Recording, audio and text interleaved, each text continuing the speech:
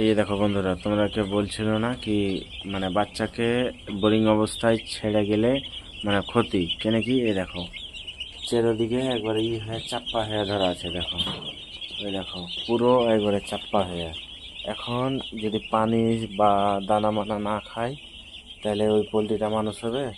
ওই 35 দিনে ওইট হবে? ওই ছোট্ট 1.5 কিলো ওজন আর 1 কিলো ওজনই থেকে যাবে। দেখো এবারে চাপ্পা হয়ে গেছে। এই দেখো ওই লেগেই মানে পোলট্রিটাকে সবসময় মানে তেড়ে হাঁকিয়ে মানে 3 দিন কমসে কম মানে রেডি করতে হবে। তো তোমরাকে এখন হাঁকিয়ে দেখাচ্ছি কিন্নি করে হাঁকাবেন। এই যে একবারে এই ঝাঁকনাটা নিয়েছি, এবারে এরকম করে বাড়ি দিলেই ঢুকে দেবে। দেখো একবার দেখিও সবটি এক জায়গা থেকে।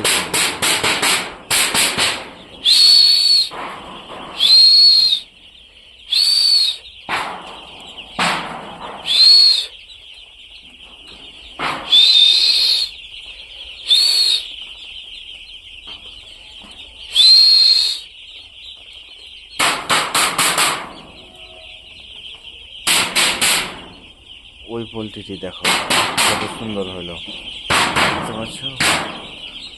ওইভাবে হাঁকাইতে গেলে 3 দিন মানে এরকম হাঁকাইতে হবে, তাহলে পোলট্রির বিজনেসে তোমার সাকসেস হবেন। এইরকম ভিডিও পেতে লাইক কমেন্ট শেয়ার করো। আর দেখতে পাচ্ছ কত সুন্দরভাবে খেলছে এখন, কিন্তু এইভাবে কাজটা করতে হবে।